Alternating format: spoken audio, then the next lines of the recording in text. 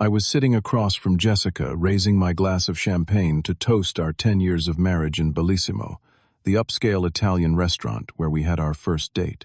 Her smile still made my heart skip a beat, even after all these years.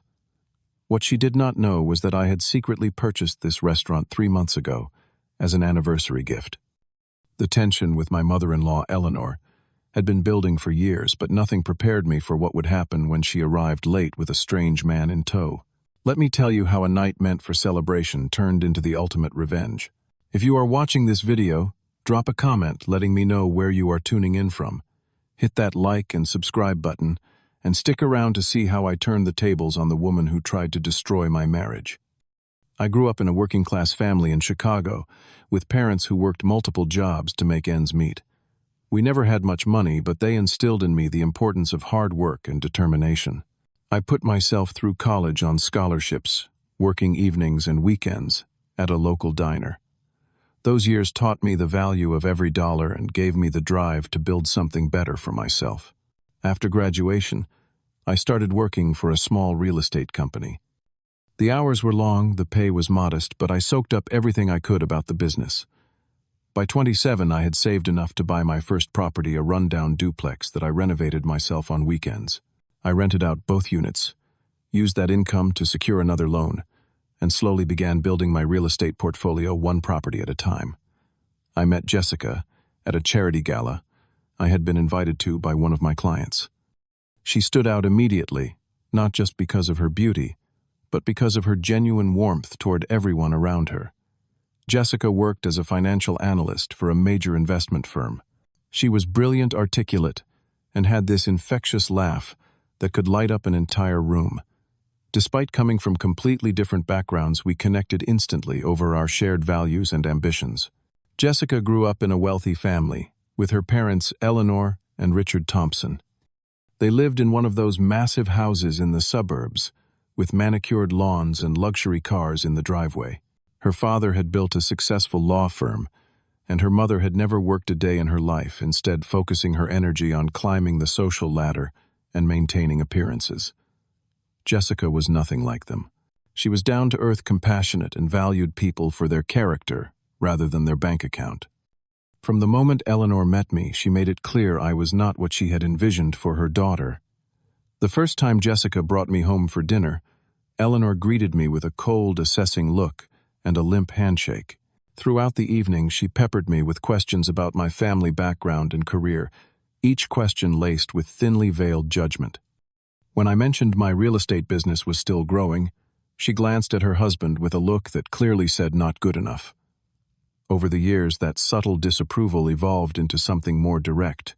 At family gatherings, Eleanor would make comments like, "Remember Anthony, the surgeon Jessica dated in college? I ran into his mother at the club. He just bought a vacation home in the Hamptons." Or she would ask me, "Hudson, when do you think your little business will take off? Jessica deserves a certain lifestyle, you know." Jessica would always defend me, which only created more tension between her and her mother. What Eleanor never understood was that I had no interest in impressing her. My focus was on building a stable future and making Jessica happy, and contrary to what my mother-in-law believed, my business was doing very well. I had expanded beyond residential properties into commercial real estate, and my investments had paid off significantly. However, I chose to live modestly and reinvest most of the profits. We had a comfortable but not extravagant home, drove sensible cars, and took reasonable vacations. I had something to prove to myself, not to Eleanor.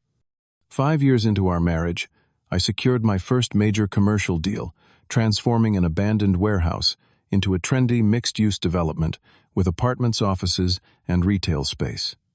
The project doubled my net worth overnight. 2 similar projects followed, and by our 8th anniversary, I was quietly sitting on a small fortune.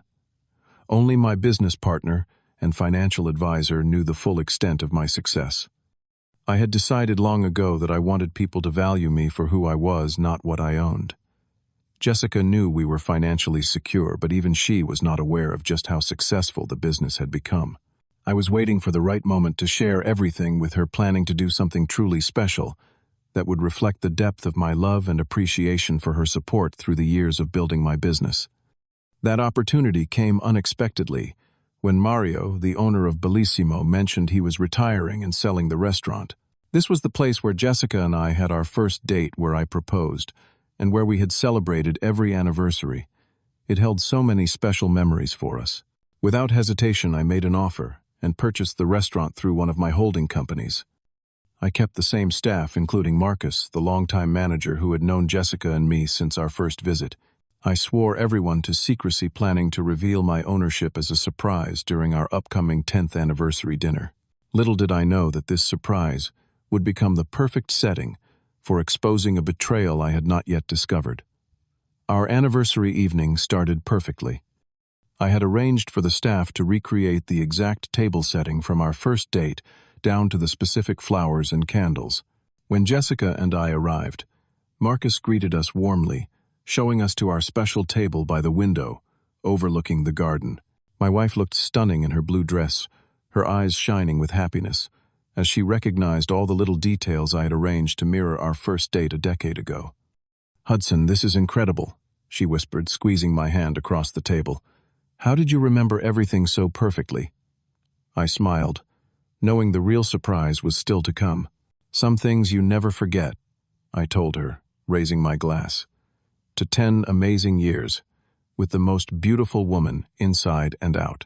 We spent the first hour reminiscing about our journey together, laughing about our early dating mishaps, and sharing our hopes for the future. The champagne was flowing, the food was exquisite, and Jessica looked happier than I had seen her in months.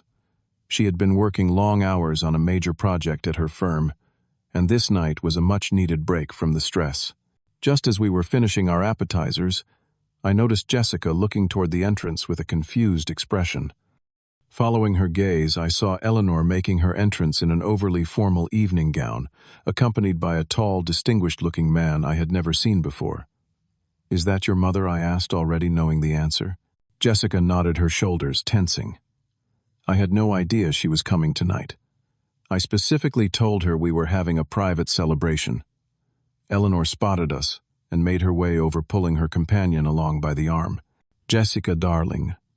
"Hudson," she said, air-kissing Jessica and barely acknowledging me. "I hope you do not mind us joining your little dinner. I wanted to introduce you to someone special." Before either of us could respond, Eleanor had already signaled a waiter to bring additional chairs. "This is Thomas Blackwell," she announced proudly. "He is the CEO of Blackwell Investments and an old family friend." Thomas extended his hand, looking slightly uncomfortable. "Pleasure to meet you both.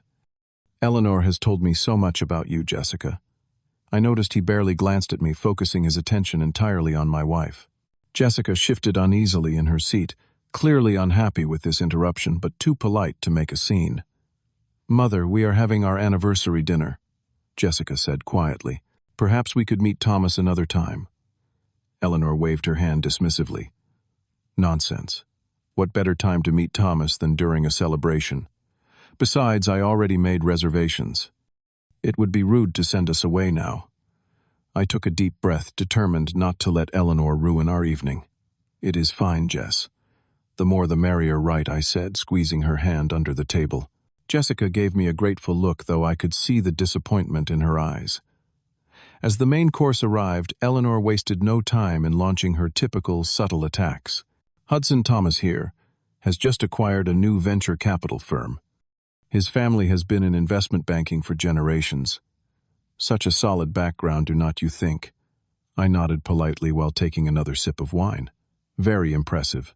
Thomas was just telling me about his summer home in Martha's Vineyard," Eleanor continued. "Jessica, you remember how you always loved visiting the vineyard as a child? Thomas has offered to host us this summer." Jessica cleared her throat. "That is very kind, but Hudson and I already have plans to visit Italy this summer." Eleanor frowned slightly. "Italy? On a real estate agent's salary? How adventurous." I had long ago learned to let these comments roll off my back, but something felt different tonight. Eleanor seemed more determined than usual, and there was a strange undertone to her remarks that put me on edge. As dinner progressed, I noticed something odd. Thomas kept looking at Jessica in a way that seemed too familiar, too presumptuous. Even more concerning was the way my mother-in-law kept checking her phone under the table, occasionally showing something to Thomas, who would nod or smirk in response. The strangest moment came when Thomas suddenly started talking about a business opportunity he wanted to discuss with me. "Eleanor mentioned you work in real estate. I might have some properties you could help sell. Much more upscale than what you usually handle, I imagine, but it could be good exposure for you." His condescending tone made it clear this was not a genuine offer, but I played along. I am always open to new opportunities. Eleanor jumped in. "Thomas is being modest. He is actually considering bringing Jessica into his firm as head of financial strategy. It would be such a step up from her current position. Do not you think?" Hudson Jessica looked as surprised as I felt. "Mother, that is the first I am hearing about this. I am very happy with my current job." "Darling, you should keep your options open," Eleanor replied, "especially when better opportunities present themselves." The way she emphasized better opportunities while glancing between Thomas and me made my stomach tighten. Something was definitely not right, and for the first time that evening I noticed Jessica's husband, who had been unusually quiet, exchanging a meaningful look with Eleanor. The subtle nod he gave her sent a chill down my spine. Just as the waiter brought our dessert, Eleanor cleared her throat dramatically. The restaurant had grown quieter as the evening progressed, making her voice carry further than she perhaps intended. "Jessica, darling, there is something we need to discuss," she announced, setting down her wine glass with purpose. "Your father and I have been concerned about your future for some time now." Jessica tensed beside me. "Mother, this is hardly the time or place," Eleanor continued as if she had not heard. "It has been 10 years, and what do you have to show for it? A modest home, vacations at 3-star resorts. You deserve so much better, and that is why I have taken it upon myself to help." She gestured toward Thomas, who suddenly looked like he wanted to be anywhere else. "Thomas represents everything you should have in a partner. Stability, social standing, real wealth. Not whatever Hudson claims to provide." The restaurant grew eerily silent as nearby diners began to notice the uncomfortable scene unfolding at our table. I sat perfectly still, observing everyone's reactions. Jessica's face had drained of color, her hands trembling with a mixture of shock and anger. Thomas shifted uncomfortably in his seat, suggesting he had not been fully briefed on Eleanor's grand plan. And most tellingly, Jessica's husband wore a subtle smirk, watching me with barely concealed satisfaction. "I have arranged for you to spend more time with Thomas." Eleanor continued, her voice now carrying across the entire restaurant. "It is time to replace Hudson with someone worthy of you. Someone who can give you the life you deserve." Jessica stood up abruptly, her napkin falling to the floor. "That is enough. How dare you come to our anniversary dinner and say such things? Hudson is my husband and I love him." Eleanor reached for her daughter's hand. "Darling, this infatuation has gone on long enough. It was fine for a while, but surely you can see it is time to move on to something better." "Something better," Jessica repeated incredulously. "Your husband agrees with me," Eleanor said smugly. "Do not you, dear?" All eyes turned to Jessica's husband, whose smirk had now bloomed into a full grin. He nodded slowly. "Eleanor and I have been discussing this for months. Jessica deserves someone of her own caliber. No offense, Hudson, but you were always just a phase she was going through, a rebellion against her upbringing."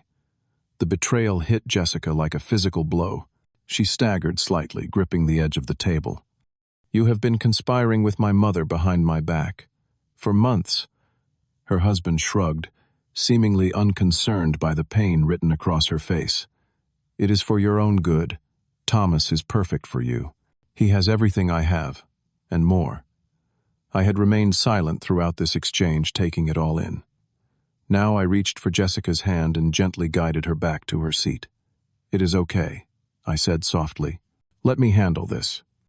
With remarkable calm, I signaled to Marcus, who had been watching the scene unfold from across the restaurant. He approached our table immediately, concern evident on his face. "Is everything all right, sir?" he asked.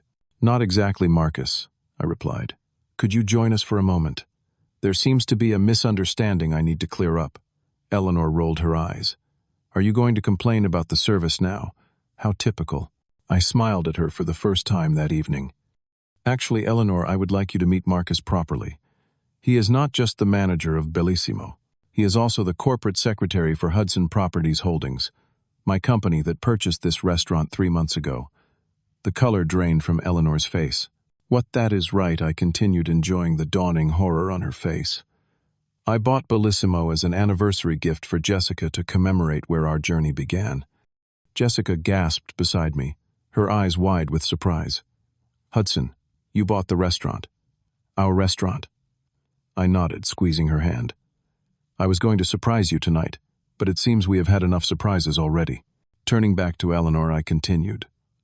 What you and my wife's husband do not seem to understand is that while I have been quietly building my business for the past decade, I have become quite successful. My real estate company now owns properties worth over $40 million across 3 states. This restaurant is just one of many investments. Eleanor's mouth opened and closed like a fish out of water. Thomas looked genuinely impressed, while Jessica's husband had lost his smirk entirely. But that is impossible, Eleanor sputtered. You live so modestly. Your car, your home. Unlike some people, I do not feel the need to flaunt my wealth to prove my worth, I replied. I prefer to let my character speak for itself. I turned to Jessica's husband. As for your conspiracy with my mother-in-law, I have known about it for weeks. After noticing your suspicious behavior, I hired a private investigator who documented your meetings with Eleanor. I have copies of text messages, emails, and photographs of you two plotting together. His face went pale. You cannot prove anything. Marcus stepped forward, placing a folder on the table. Actually, sir, these are copies of everything the investigator found. There are also some interesting financial transactions between your accounts and Mrs. Thompson's that might interest the IRS. Jessica stared at the folder then, at her husband, the full weight of his betrayal sinking in. How could you do this to me? I turned to Thomas, who looked increasingly uncomfortable. Thomas, I do not believe you knew the full extent of what you were being brought into tonight. If you want to maintain your reputation, I suggest you distance yourself from this situation immediately. Thomas stood quickly. Eleanor, you told me this was a casual introduction to your daughter, not whatever this is. I want no part of this. He turned to Jessica and me. I sincerely apologize for my unwitting role in disrupting your anniversary. With that, he placed his napkin on the table and walked out, leaving Eleanor staring after him in disbelief. I looked directly at Eleanor and Jessica's husband. Now I would appreciate if you both would leave my restaurant. Marcus will show you out. You cannot throw me out, Eleanor protested. I am Jessica's mother. Jessica stood up, her voice steady despite the tears in her eyes. Yes, he can, and I think you should go, mother. We will talk when I am ready, not before. As Marcus signaled for security to escort them out, a few patrons around us actually broke into applause. Eleanor and Jessica's husband left with as much dignity as they could muster, which was not much at all. When they were gone, I turned to Jessica, who was looking at me with a mixture of shock, admiration, and grief. I am so sorry about all this, I said softly. This is not how I imagined our anniversary would go. She shook her head, a tear sliding down her cheek. None of this is your fault. I cannot believe they would do this, that he would betray me like this. She looked around the restaurant then, back at me. And you bought Bellissimo. For me, I nodded, the place where it all began. I wanted to give you something meaningful, something that represented our journey together. For the first time that evening, she smiled through her tears. It is the most thoughtful gift anyone has ever given me. We decided to postpone our celebration. The revelations of the evening were too much to process, and Jessica needed time to come to terms with her husband's betrayal. Instead, we simply sat together, holding hands across the table, the chaos of the night settling around us like dust after a storm. In the weeks that followed that fateful dinner, Jessica went through a range of emotions. The initial shock gave way to deep hurt, then burning anger, and finally, a quiet determination to rebuild her life. She moved into the guest room of our home while she sorted through her feelings and decided on next steps. Her first decision was to cut contact with Eleanor completely. No calls, no visits, not even text messages. I need space from her manipulation, Jessica explained. Maybe someday we can repair our relationship, but not now. Her second decision was more difficult but equally necessary. She filed for divorce, citing irreconcilable differences and including evidence of his conspiracy with Eleanor. The legal proceedings were messy, as divorces often are, but the documentation from the private investigator proved invaluable. The court was not sympathetic to a husband who had plotted to replace his wife with another man on their anniversary. Throughout this challenging time, I supported Jessica however I could, while giving her the space to process her grief. Some evenings we would sit on the porch swing, not talking, just being present with each other. Other nights she would share her feelings, fears, and hopes for the future. I listened, offering comfort without pressure. "I feel so foolish," she confessed one evening 3 months after the incident. "How did I not see who they really were all these years?" "When you love someone, you see the best in them," I replied. "That is not foolishness, Jessica. That is what makes you the amazing person you are." Gradually, as spring turned to summer, Jessica began to emerge from the shadow of betrayal. She threw herself into work, earning a significant promotion. She also took an interest in the restaurant, suggesting menu changes and decor updates that proved popular with customers.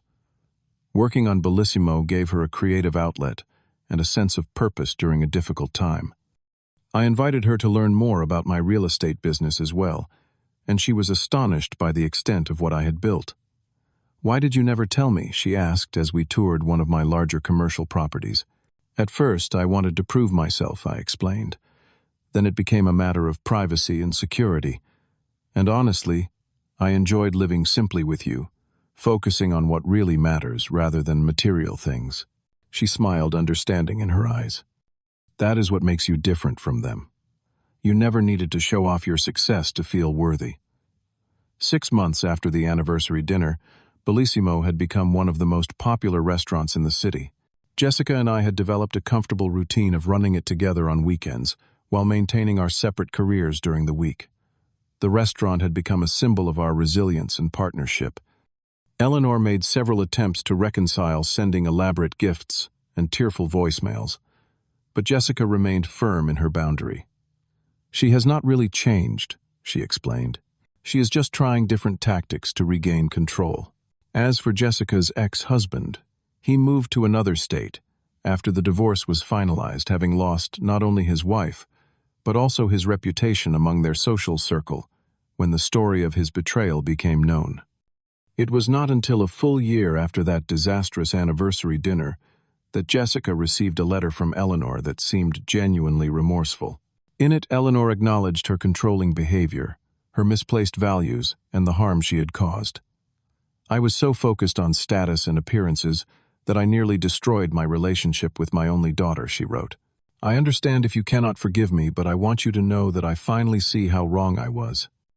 Jessica read the letter several times before sharing it with me. "What do you think?" she asked. "Do you believe she has actually changed?" I considered the question carefully. People can change if they truly want to. The question is whether you want to give her the chance to prove it. After much thought, Jessica decided to meet her mother for lunch, a small step toward possible reconciliation. Their relationship would never be the same, but perhaps it could be healthier, with stronger boundaries and greater respect. As for the two of us, our friendship had deepened through adversity.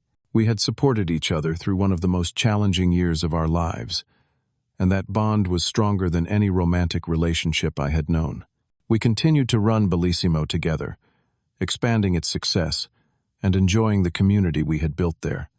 The greatest lesson I learned through all of this was that true wealth has nothing to do with money. Integrity, loyalty, and genuine connection are the real measure of success.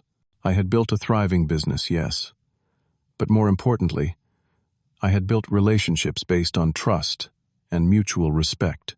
Eleanor lost sight of what truly mattered in life, chasing status and appearances at the cost of her relationship with her daughter.